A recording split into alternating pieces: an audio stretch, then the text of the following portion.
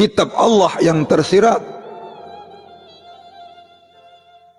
yang harus dijaga, yang harus juga itu tidak boleh diinjak-injak, tidak boleh dihina, tidak boleh dicaci maki.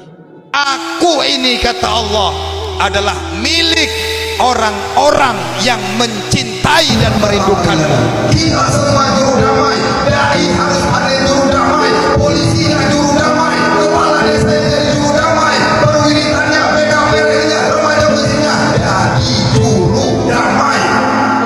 Punya batas waktu hidup kita ini, apa yang mau kita sombongkan? Hidup ini di dunia cuma beribadah kepada Allah. Hidup ini di dunia ini cuma ngabdi kepada Allah. Ya Allah, ya Allah.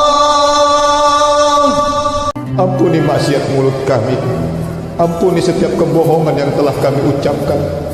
Ampuni seandainya mulut ini melukai ibu bapak kami. Ampuni jikalau dari mulut ini banyak orang yang tersakiti. Jadikan mulut ini mulut yang jauh dari berkata dusta, ya Rabb. Astaghfirullah Rabbal baraya, Astaghfirullah minal khataya. Assalamualaikum warahmatullahi wabarakatuh. Alhamdulillahi wa kafa. Assalatu wassalamu ala sayyidina Muhammadin al-Mustafa wa ala alihi wa ashabi ahli sidqi wal wafa, amma ba'd.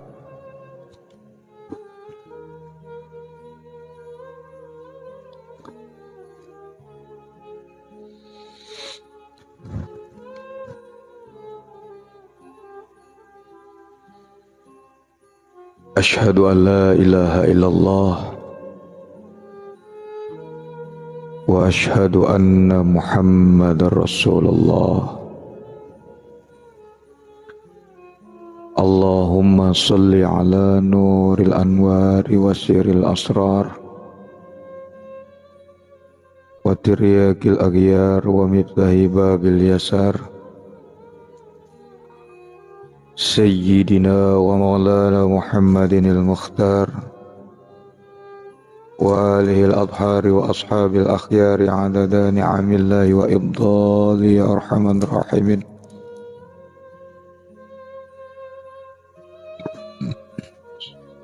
Qala Allah ta'ala fi kitabil karim, A'udzu billahi minasy syaithanir rajim. Bismillahirrahmanirrahim.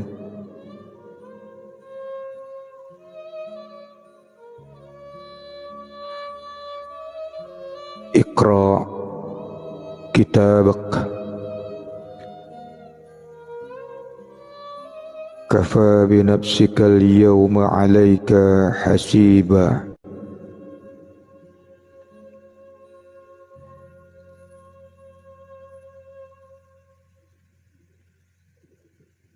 Sadaqallahul azim wa sadaqallahu nabiyul karim.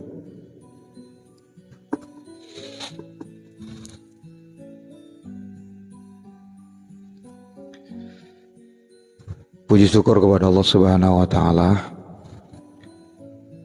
Selalu kita mari mensyukuri atas apa semua nikmat yang Allah berikan buat kita. Semua itu adalah titipan Allah yang Allah titipkan untuk kita manfaatkan, untuk kita pergunakan pada jalan yang hak. Tidak hentinya Allah memberikan kenikmatan kepada kita semua. Dapat kita membaca Quran adalah suatu nikmat, berselawat, nikmat, apapun itu, berbelin-beliun nikmat yang sudah kita terima, dan semuanya itu wajib kita syukurin.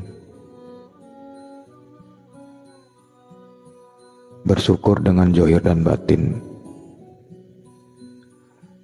Salam dan selawat mari kita hadiahkan kepada baginda Rasulullah Muhammad sallallahu alaihi wasallam. Assalamualaikum ya Sayyidi ya Rasulullah. Allahumma salli ala Sayyidina Muhammad wa ala ali Sayyidina Muhammad. Semoga kita semua mendapatkan syafaat sampai di akhirat kelak, amin ya rabbal alamin. Kita berangkat dari firman Allah yang sudah kita baca tadi di awal di mukadimah. Iqra kitabak, kata Allah, bacalah kitabmu. Kafa bi nafsika al-yawm 'alaika hasibah. Cukuplah dirimu sendiri pada hari ini sebagai penghisap, penghitung atas dirimu sendiri.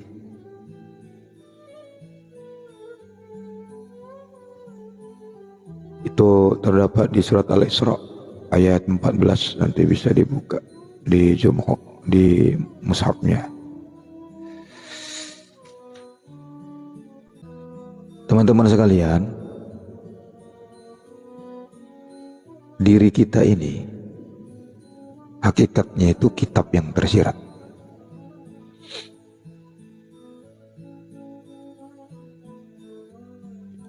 Ada kitab tersurat, ada kitab tersirat.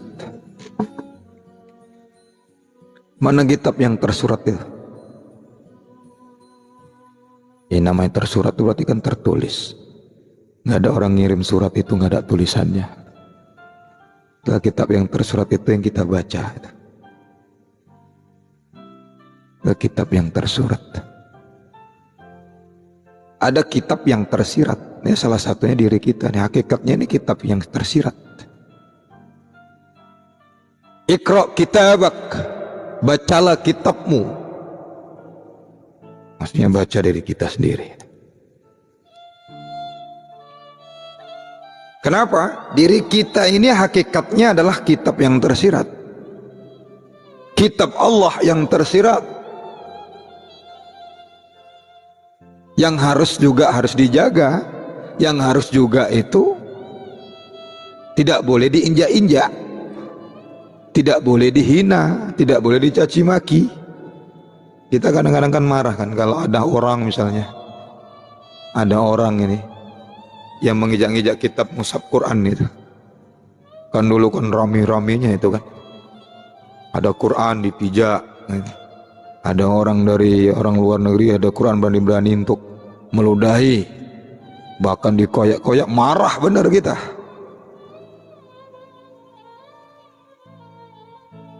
Tapi kalau kita sadar diri kita ini sebenarnya menginjak-injak diri kita, kitab Quran itu lebih parah, lebih parah hukumannya itu memijak-mijak kitab yang tersirat itu, yang kadang-kadang kita nggak terlalu sadar. Saya ulangi kalimatnya ya. Diri kita hakikatnya adalah kitab yang tersirat. Apa maksudnya itu? Maksudnya adalah kitab itu adalah wujud, kenyataan, sifat dari kekuasaan Allah Subhanahu wa taala.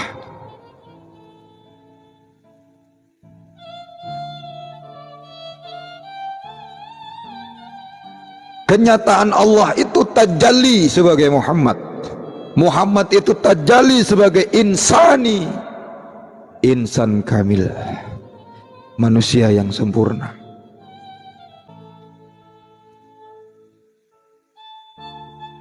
Kenyataan Allah itu tajallinya Muhammad.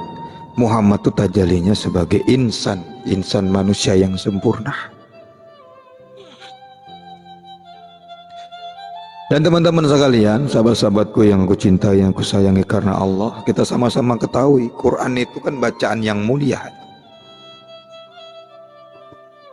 Kalau kita baca Quran itu kita baca diri kita ini, cobalah hitung dari ujung rambut sampai ujung kaki, milik siapa? Milik Allah.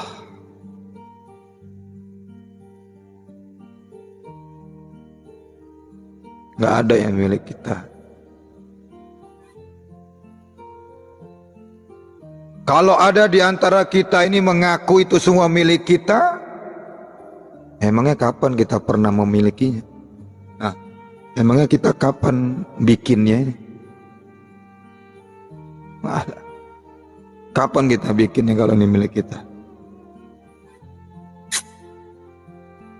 Maka itu sebabnya teman-teman sekalian, diri kita itu fakir, di atas miskin lagi. Fakir di hadapan Allah, jangan fakir di hadapan makhluk. Di hadapan makhluk itu nggak perlu diaku-akuin. Ana fakir, aku fakir. Di hadapan Allah takabur, sama aja. Kita ini kadang-kadang begitu. Ngaku fakir di hadapan makhluk, di hadapan manusia, di hadapan Allah sombong.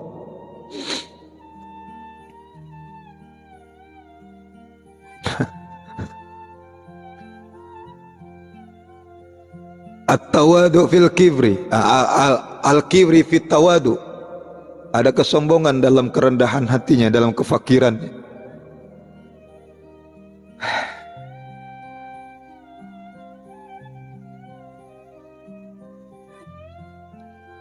Ana fakir di hadapan manusia, di hadapan Allah sombongnya wan.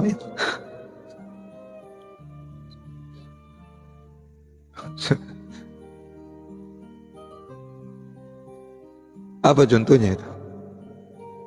Kalimat itu contohnya kemana? Mengaku fakir di hadapan manusia tapi sombong di hadapan Allah. Merasa mengaku punya, mampu, dan mengaku merasa ada. Sombong di hadapan Allah.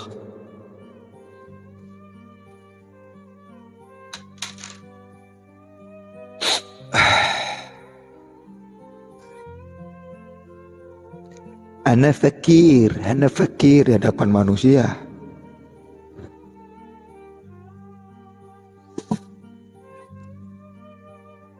Nah, teman-teman sekalian, diri kita itu fakir, tak punya apa-apa, dan tidak memiliki apa-apa. Kita ini fakir, tidak punya apa-apa, dan tidak memiliki apa-apa. Itulah fakir. Yang orang fakir itu perlu dijakatin nggak? Salah satu mendapatkan zakat fitrah apa? Fakir. Yang kedua miskin, ya kan? Jadi kalau ada orang yang ngaku fakir, zakatin, berhak dapat zakat deh. Zakat fitrah. Nanti sangkut pautnya itu hakikat fakir, itu hakikat yatim, hakikat miskin. Araital ladzi yukadzibu biddin. Tahukah kamu orang yang mendustakan agama? Siapa mereka orang yang mendustakan agama itu? Fadalladzi yad'ul yatim. Orang-orang yang tidak peduli dengan yatim. Siapa yatim itu hakikatnya adalah manusia yang tidak punya guru. Yatim tuh. Fadzalikal ladzi yad'ul yatim wala yahuddu ala ta'amil miskin. Orang-orang yang tidak menganjurkan memberikan makan orang miskin. Siapa orang miskin itu? Orang miskin adalah orang yang sedikit ilmu. Maka kalau ada ulama, kiai, orang-orang yang titipkan ilmu, tidak peduli kepada orang yang punya guru, tidak menyebarkan ilmunya kepada si miskin, dusta agamanya. Maka celakalah bagi orang yang mereka yang sholat. Sholatnya ulama yang nggak memberikan yatim, sholatnya kiai, gus, habib, mursyid yang ngaku guru tidak memberikan mengajar kepada yatim nggak punya guru tadi, yang nggak mendatangi yatim ini. Jangan minta didatangi kepada yatim. Guru itu yang datangi yatim, bukan minta didatangi yatim. Jangan menganggap diri kita ini mentang-mentang sumur, timbalah yang datangi sumur, bukan begitu. Sumur yang bagi-bagi air kepada timba. Paham habis itu? Banyak yang meledak nih kalau begini saya ngomong. Mudah-mudahan nggak ada kebakaran jenggot lagi.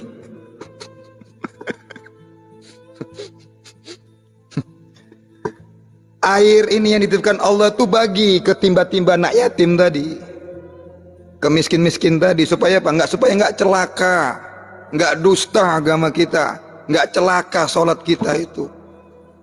Jadi pengertiannya bukan hanya di syariat saja. Maka guru saya pernah bilang begini, saudara, saya pernah gini. Bahkan almarhum Ustaz Arifin Ilham juga pernah mengajarkan. Jadi da'i, jadi mubalik, jadi ulama, jadi yang dititipkan ilmu itu jangan seperti air pam. Air pam itu mesti dibuka kerannya baru keluar ilmunya, airnya. Jadilah mata air. Tahu maksudnya itu? Kalau nggak dibayar nggak keluar ilmunya. Kalau nggak diundang tak mau dia. Mesti diundang, mesti dibayar baru keluar ilmunya. Mata air itu nggak diminta pun nggak dibayar tetap keluar mata airnya.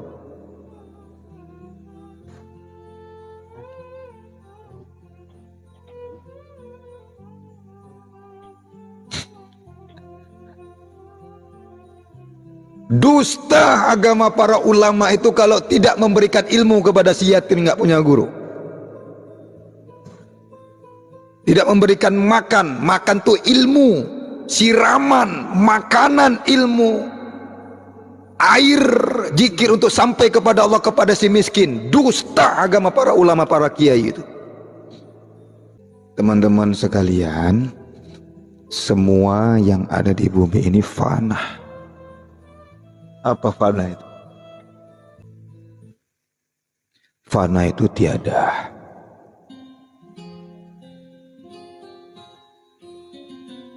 Yang kekal siapa? Allah. Wajah Tuhanmu lo yang kekal. Yang mempunyai maha kebesaran, maha kemuliaan. Maka Fabi ayyi alai rabbikuma tukadziban, nikmat Allah yang mana yang kau dustakan?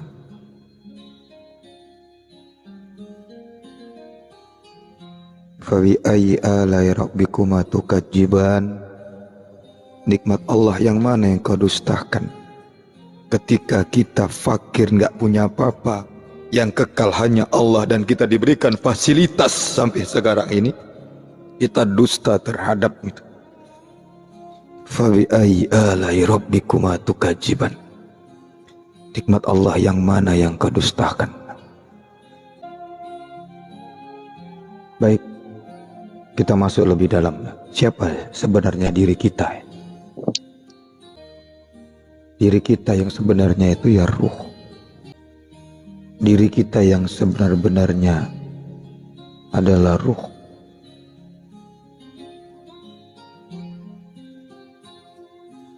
Ruh itu apa?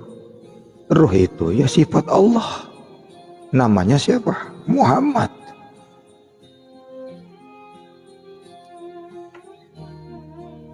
Kita mana? Nggak ada.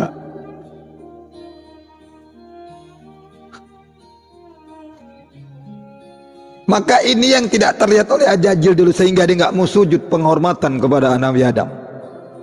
Ini yang tidak terlihat oleh Ajajil. Kenapa? Dia hanya melihat jasad Adam, padahal Adam itu tiada. Yang ada itu ya ruh. Ruh itu sifat Allah. Sifat Allah itu bernama Muhammad. Tidak tembus dipandang oleh Ajajil, sehingga dia nggak mau sujud. Makanya salah benar orang yang mengkaji bahwa Ajajil itu bermakrifat. Enggak. Ajajil itu nggak bermakrifat, dia batas sampai hakikat. Ajajil nggak sampai makrifat. Kalau sampai makrifat pasti dia tembus apa yang di dalam diri sebenarnya Nabi Adam itu. Jadi Ajajil itu hanya sebatas hakikat.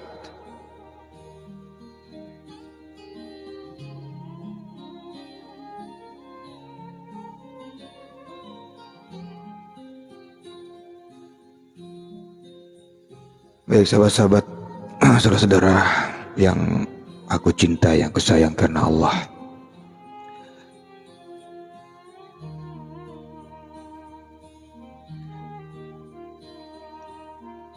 Hisam bin Amir pernah bertanya kepada Ummi Aisyah radhiyallahu anhu tentang akhlak Rasulullah sallallahu alaihi wasallam. Lantas Ummi Aisyah radhiyallahu anha radhiyallahu anha menjawab, akhlak Nabi sallallahu alaihi wasallam itu adalah Al-Qur'an.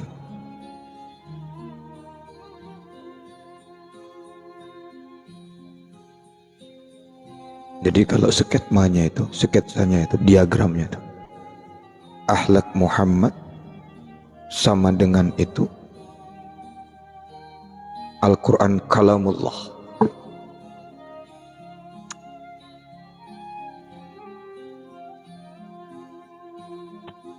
Al-Quran tersirat dalam induk Al-Quran sebagai Al-Fatihah.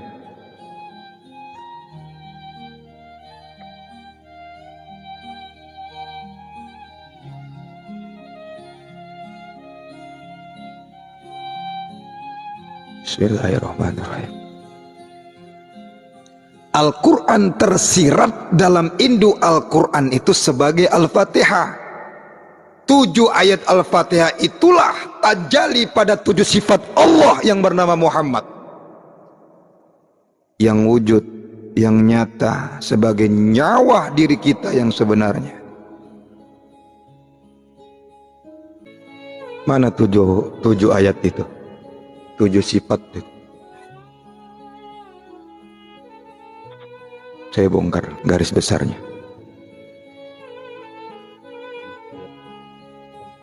Kudrat, iradat, ilmu, haya, sama, basar, kalam. Inilah yang dinamakan Quran yang hidup. Kalau Quran itu sudah hidup, manusia itu mati. Kalau manusia belum bisa mati, belum bisa kelihatan Quran yang hidup itu. Kalau ada manusia yang masih merasa ada dirinya, nafsunya, nggak akan kelihatan Quran yang ada dalam dirinya itu. Kudrat bergerak, berkehendak bahwa gerakan ini adalah kudratullah, bukan kudratnya manusia. Kesadarannya ke situ. Hayat, hayun,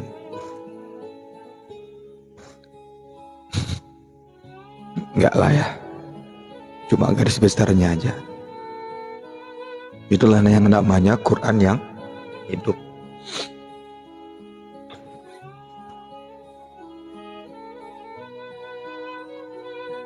Paham udah rahasianya Quran yang hidup itu? Udah dipahami?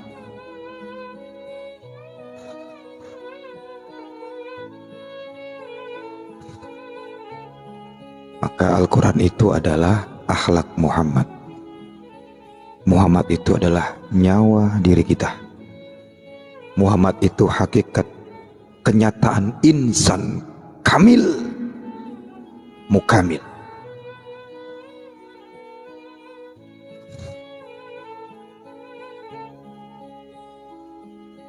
Maka itulah sebabnya kita wajib hukumnya sampai hukum fardu ain menjaga adab supaya selalu berakhlak seperti akhlaknya Muhammad, akhlakul karimah.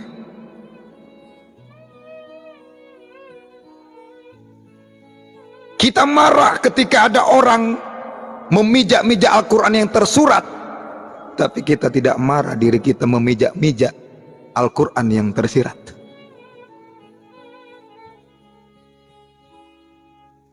Maka pantas ketika ada orang lain menghina Muhammad, semua kita bergerak. Muhammad yang ada pada diri kita tuh buah, buks, bener nggak? Bereaksi. Reaksinya benar-benar nggak pakai nafsu. Reaksinya itu nggak ikut-ikutan, demon, marah-marah, enggak. Ketika Muhammad itu dihina, dicaci maki, pantas banyak umat yang cinta kepada beliau. Muhammad yang ada pada diri kita ini semuanya bergerak. Kenapa? Nih loh, pada diri kita itu ada Muhammad. Tapi bukan pakai nafsu, bukan pakai caci makian juga. Boleh marah, tapi jangan mencaci maki. Boleh marah ketika Al-Quran yang tertulis itu dihina, dicaci, dimaki. Nabi Muhammad dihina, dibikin kartonnya. Silakan marah, tapi jangan sampai mencaci maki. Sampai keluar lisan, keluar bahasa binatang juga keluar. Wah, itu bukan umat Nabi Muhammad, bukan cinta kepada Muhammad, tapi marahnya karena nafsu.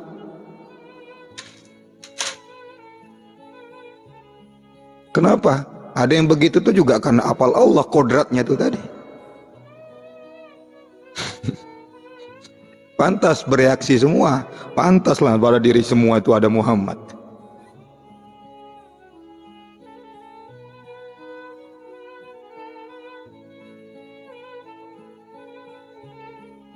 Tapi karena zaman sekarang ini udah dicampurin apa? Udah dicampurin amarah. Tapi kalau betul-betul dia bereaksinya nggak begitu. Dia cari Muhammad diri yang sebenarnya, yang menghina itu, jumpa itu Muhammad yang ada diri kita, berjumpa dengan Muhammad ruh yang ada pada diri dia itu, dinasihati melalui ruhnya, bukan dicaci maki, bukan diayam-ayamin. Oh dasar lo, tikus lo, nggak gitu. Enak aja lo, ngina-ngina Nabi gua, dasar tikus. Enggak gitu. Akhlak Rasulullah, akhlak Muhammad enggak begitu. Dasar ayam loh gitu. Enggak. Pakai akhlak juga marahnya, enggak caci maki, enggak menghina.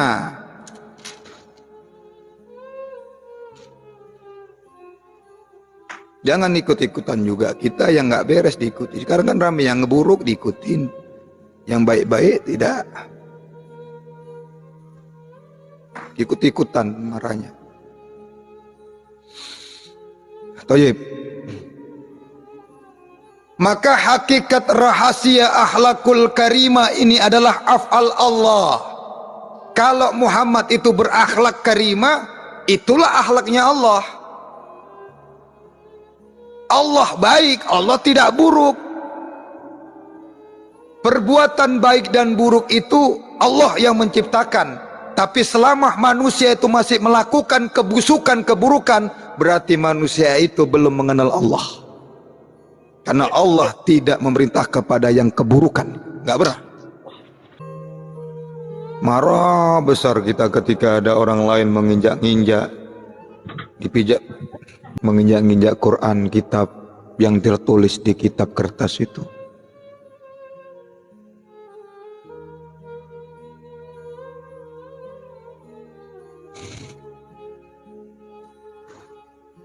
Tapi kita nggak marah, nggak ngamuk. Kalau kitab yang tersirat ini kita sendiri yang menginjak-injak. Itu makanya hakikat rahasia akhlakul karimah adalah af'al Allah. Karena karim itu adalah asmaul husna, nama Allah, Al-Karim, ya kan?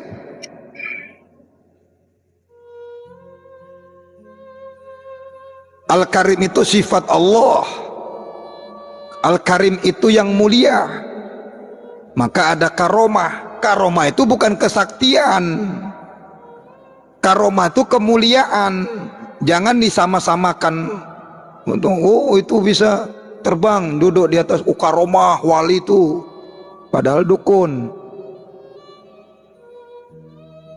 Bisa ngadirkan uang. Wali itu. Karomah, wali gitu. Karomah itu kemuliaan, karim, mulia. Dan Allah memberikan karomah kepada orang yang dikendakinya kemuliaan itu bukan melalui kesaktian. Bukan jalan di atas air, wali itu karomah gitu. Yang bisa terbang, wali gitu. Dukun pun bisa terbang. Banyak dukun yang bisa duduk di atas daun pisang.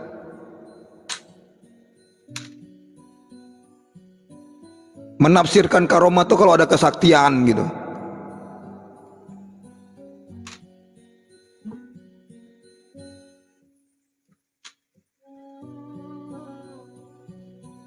Kemuliaan itu apabila seseorang itu berjumpa dengan orang-orang yang mulia, lebih mulia dari dirinya, itulah kemuliaan itu. Baik secara zahir maupun secara rohania. Itu dah yang namanya karomah itu. Misal ada murid dalam rohania selalu berjumpa bertemu dengan mursyidnya, itulah karomah.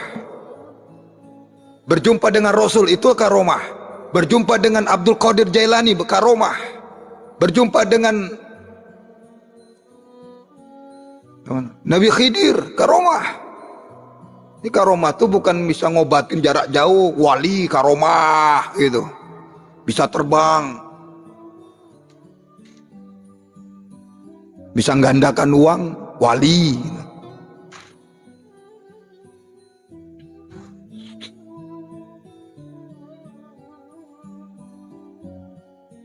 Karomah itu yang bukan selalu diikuti khodam, itu bukan wali.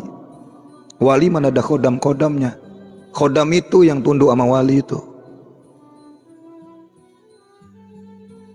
Bukan orang itu yang tunduk sama khodam.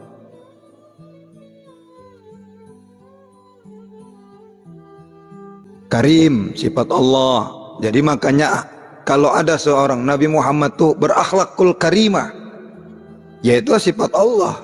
Ya Allah sebenarnya itu yang berjalan, yang berakhlak baik itu ya Allah Al-Karim. Karim itu sifat Allah. Maha mulia, maha dermawan, maha pemurah. Maka orang yang katanya udah dapat karomah pasti pemurah itu orang itu. Dermawan.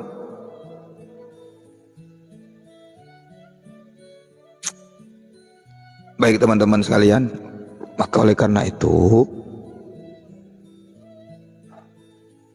jangan kita berusaha, ini tujuannya ya, tujuan akhirnya ini, kenapa saya cerita ini, bahwa harus kita ketahui bahwa hakikat Al-Quran yang hidup itu yang tersirat. Apa maksudnya saya kasih tahu ini, saya bongkar ini. Yang tersirat itu adalah diri kita, supaya apa?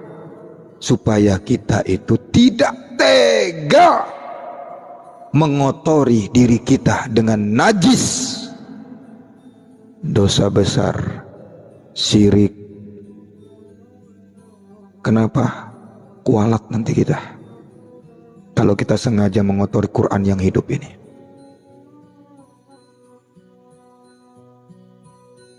Dan selalu kita kotori diri kita secara tidak disengaja, teman-teman. Ya jawab sendiri aja diri kita masing-masing. Benar gak kita mengotori? Kita kalau membaca Quran yang tertulis, rajin wudhu dulu. Tapi untuk membaca diri kita gak pernah wudhu.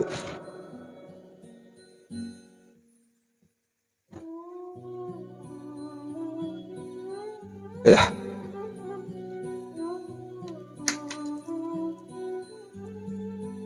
Kalau Quran itu tertulis tuh dihias gitu, cantik kurang cantik, mahal kurang mahal.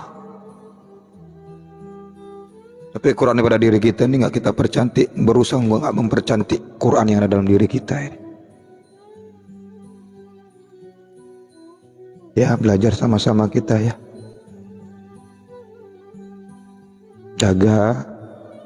Kita jaga baik-baik, najis, kesyirikan yang dapat mengotori Al-Quran yang hidup ini. Jaga dengan baik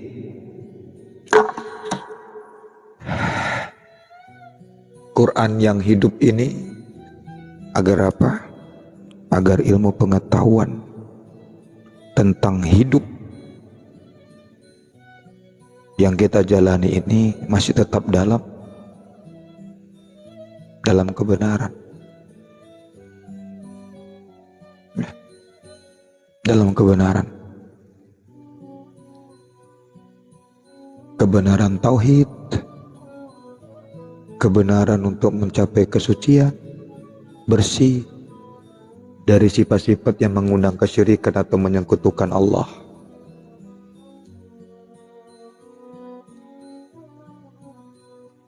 Berusaha kita untuk mengikuti petunjuk-petunjuk Al-Quran, kalamullah, dan sunnah Muhammad Sallallahu Alaihi Wasallam, agar kita itu selamat dunia wal akhirat.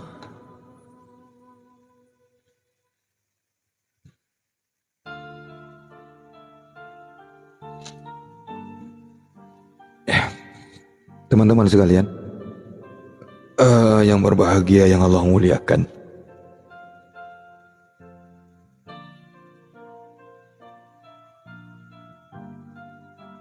maka teman-teman semuanya, sebaik mungkin setiap di akhir dalam kajian kita selalu mengingatkan dan saling mengingatin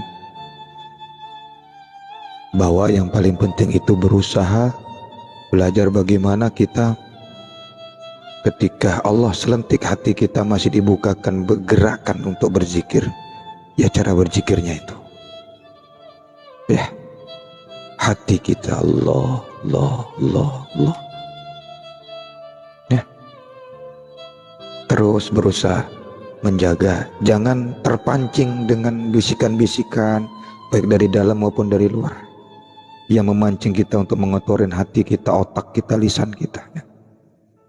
Tahan, nanti jalan di tempat.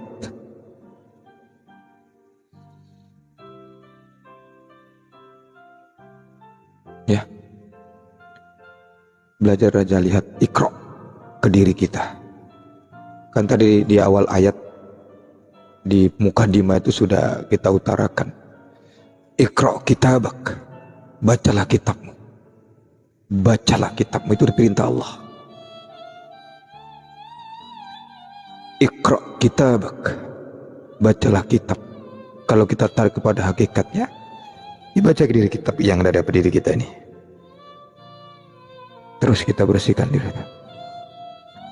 berusaha terus kita jauh dari kesyirikan yang membuat Allah cemburu, kedengkian, kedendaman, kebencian, mengotori kitab yang tersirat ini lebih parah hukumannya. Ya, insya Allah kita semua akan disampaikan kepada apa yang kita tuju. Ilahi anta maksudi, hanya itu, bukan yang lain. Mau nanti dalam perjalanan kita ditunjukkan ini, itu, haknya Allah yang Allah kehendaki kepada manusia yang dipilihnya. Yang penting kita nggak ada kepingin, nggak ada yang tujuan kita tuh nggak ada, jangan niat wah nengok alam gaib gitu, kepingin nengok di alam malakut kayak mana gitu, jangan. Ilahi anta, hanya itu tujuan kita. Kalau tujuan kita itu semua dalam menuju, sebelum menuju kepada Allah pasti terlewatin tuh. Nggak bisa langsung, pasti terlewati. Mana bisa langsung wong kita lahir juga melalui itu turunnya. Alam ahad terus lalu sampai ke alam dunia. Balik juga begitu. Pasti kita lewatin. Walaupun kita terbang, walaupun kita naik pesawat, walaupun kita naik darat, walaupun kita dari laut, pasti terlewatin tuh.